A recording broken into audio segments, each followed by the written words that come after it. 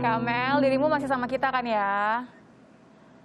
Demikian. Masih kan ya Kamel. Ini tapi sebenarnya sih Nitya pengennya juga undang perwakilan dari Satgas sekaligus ID nih. Karena kan permasalahan ini kan juga kadang-kadang ya orang Indonesia tuh harus mendengar dari segala sisi. Belum tentu kadang-kadang udah percaya kalau udah dapat dari Kalau dengar dari Twitter kan kita berdebat tuh, debatnya banyak. Nah ini dengar langsung dari orang Satgas gitu, Iya, biar coba percaya sih. Kadang-kadang nggak dipercaya kita ini. Oh, kok menjadi curhat. Iya, emosi aja ini.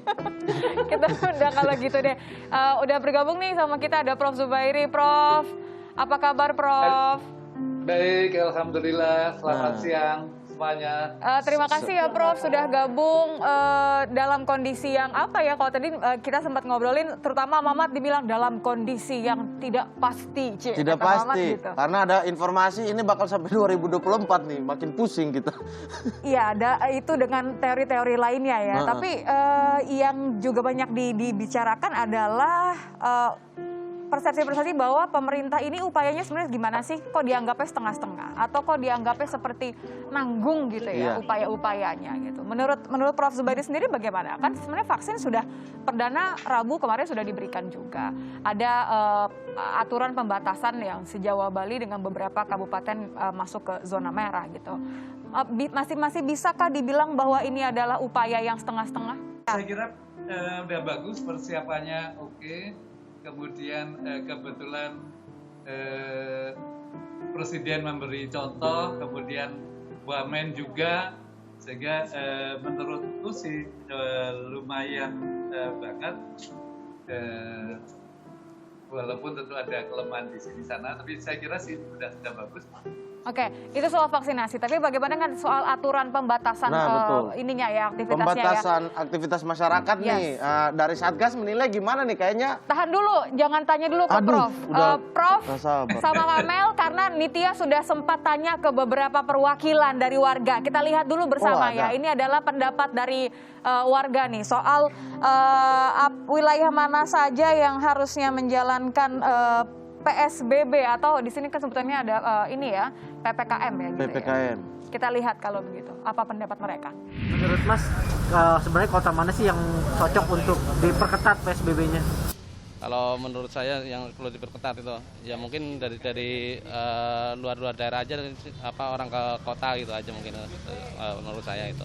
Tapi kalau di Jakarta sendiri mungkin ya gimana ya kita kayak gini ordernya sepi gitu. Ya kalau mau saya kota yang ini aja, yang merah doang gitu ya. Penghasilan berkurang, buat makan juga nggak ada gitu. Kalau kota mana saya nggak tahu persisnya ya. Mungkin ya kota-kota besar lah yang mobilitas orang itu banyak. Seperti Jakarta ya boleh dilakukan PSBB, cuman ya mohon untuk tidak terlalu lama PSBB itu kan. Karena berulang-ulang terus PSBB juga kita gerah, bosan di rumah. Nah, kebetulan saya ini kan mungkin pengetahuannya kurang, jadi saya tidak tahu nih kota-kota mana.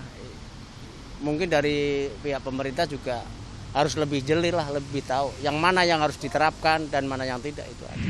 Saya ke Kamel dulu deh. Kamel tadi sebenarnya beragam ya. Ada yang justru mengakui bahwa saya sebenarnya nggak tahu nih kota-kota mana aja. Ada yang kembali lagi ke masalah awal bahwa ya nggak apa-apa sih, tapi jangan lama-lama dong. Karena bagaimana dengan kami, bagaimana dengan pekerja harian? Kan upaya-upaya untuk menekan penyebaran selalu disandingkan dengan alasan ekonomi tadi. Harus berjalan beriringan katanya. Gini, sebenarnya kalau udah nyangkut soal COVID ya, bukan tugas pemerintah doang sih, tugas sama-sama. Gak ada yang mau ngalah, gak gini. Ini 10 bulan ya, 10 bulan yang lalu kita mengesampingkan kesehatan dengan alasan ekonomi saat negara lain benar-benar lockdown segala macam. Gak ada yang mau tegas, rakyat gak mau cerdas, pemerintah gak berani tegas. Akhirnya 10 bulan kemudian yang terjadi adalah kesehatan ambyar, ekonomi juga nggak maju, tenaga medis kita udah tumbang, benar-benar sisa-sisa di ujung gitu. Andaikan ada ketegasan sedikit di awal. Nah sekarang gini, kalau tadi di awal lo tanya soal apakah ini setengah-setengah, ya setengah-setengah. Peraturannya ada, tapi monitoringnya tidak. Contoh, tidak boleh terbang. Terus di bawahnya ada rentetan, kecuali yang dari ini, kecuali dari ini, kecuali lo adalah banyak banget kecualinya. Kalau mau tuh serentak. Sekarang gini, seminggu sebelum tahun baru diumumkan, nanti supaya nggak ada klaster setelah tahun baru, mulai tanggal 1 kita tutup ya penerbangan WNA. Ya. Kenapa nggak saat itu? Tanggal 1 mau udah telat, kali orang udah pada party, udah pada kelar gitu. Jadi, tapi di sisi lain, masyarakat juga nggak paham bahwa kita pengen cepat. Cepat itu tergantung kita. Kita nih yang bisa nentuin ini mau cepat apa enggak. Kita nih sama dableknya sama yang ngasih perintah kadang gitu. Tapi nggak pahamnya ini, sorry Kamel aku potong. Nggak pahamnya ini karena memang mereka menolak untuk paham gitu ya. Ini kita bicara soal kemampuan orang untuk menerima informasi atau karena tadi karena informasi setengah-setengah. Pertama, sosialisasi memang selalu kurang. Selalu ada versi nggak kompak. Contoh, oke, Kota Jakarta mesti di PSBB ketat. Gubernur ngomong A. Pusat ngomong, nggak boleh dong, nanti ekonomi. Kalau di rakyat itu banyak banget informasi yang even WHO ngomong gini, Kemenkes ngomong gini, si A ngomong gini. Menkes ngomong beda, Menhub ngomong beda, artinya... itulah, kalau kita rakyat tuh bingung gitu. Kedua, memang kita memang ngelihat, kita gini, oke si A, kita begini ditangkap, si B yang jelas di mana-mana tanpa masker ini segala macam nggak apa-apa tuh. Kita nggak boleh terbang. Tadi malam Ivan abis malam tahun baru, gue tahu beberapa orang yang gue kenal pribadi bisa masuk tanpa surat, tanpa dikarantina kok di bandara. Kita kan melihat jadi yang mana gitu. Jadi rakyat juga bingung. Plus emang kita agak-agak punya jiwa ngakalin kan, daripada benerin apapun yang masih bisa diakalin akan diakalin gitu. Iya. Saya mau ke Prof. Zubairi ya. Iya. Prof, ini dari statement Kamel menarik nih, Prof, bahwa ada peraturannya, tetapi banyak pengecualiannya. Apakah ini yang terjadi juga di lapangan sebenarnya sehingga angka terus naik, ekonomi tetap ambruk gitu? Iya, Jakarta menyumbang 40%. Iya, jadi resultannya saja sekarang kan kenyataannya beberapa hari terakhir 10.000, bahkan kemudian mencapai 11.000. Kemudian persentase kasus positif. Kalau melihat Jakarta tadinya sudah turun sampai sekitar 8, naik 9, 10, 11, 12, 13, sekarang sudah di atas 13. Untuk rata-rata Indonesia dari 20, 21, hari ini 25% persentase kasus positifnya. Jadi itu amat sangat serius kondisi hari-hari ini. Karena itu memang harus tegas untuk mengatasi masalah ini. Nah, bagaimana mengenai ekonomi rakyat ya? Kita minta tolong pemerintah untuk membantu ekonomi rakyat, namun PSBB-nya pembatasannya memang mau nggak mau, seneng nggak seneng, ya harus lebih tegas. Karena kalau vaksin sekarang kan hasilnya masih kita tunggu lama banget, untuk 70% paling cepat setahun. Jadi tetap kita mengandalkan pada protokol kesehatan dan PSBB dan tes itu. Belum lagi dikhawatirkan orang-orang yang berpikir bahwa ketika sudah ada yang divaksin atau ketika ia mendapatkan vaksin, ia bisa mengabaikan protokol kesehatan, Prof. Iya, itu ya nggak benar sama sekali. Jadi contohnya gampang, Israel itu begitu awal-awal sudah divaksinasi, mereka menemukan 240 orang yang divaksinasi ini terinfeksi. Mengapa? Karena terinfeksinya pada hari pertama sampai hari kelima setelah vaksinasi pertama, yang memang vaksinnya belum berefek, belum menyebabkan daya proteksi untuk yang divaksinasi.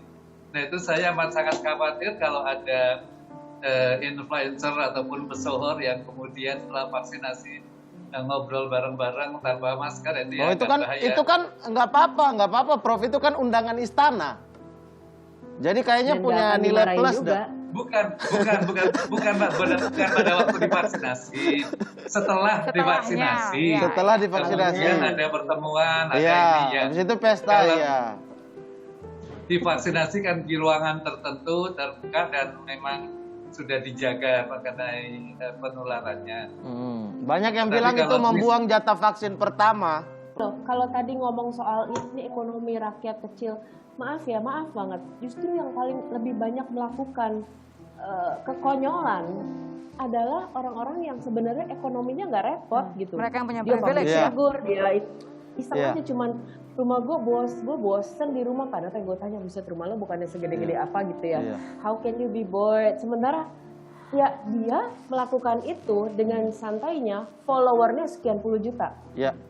Gimana orang tidak akan merasa sih dia aja rumahnya gede ya, tapi terus dia kalau ada apa-apa duitnya ada. Akhirnya yang melakukan dia yang kena efeknya rakyat kecil.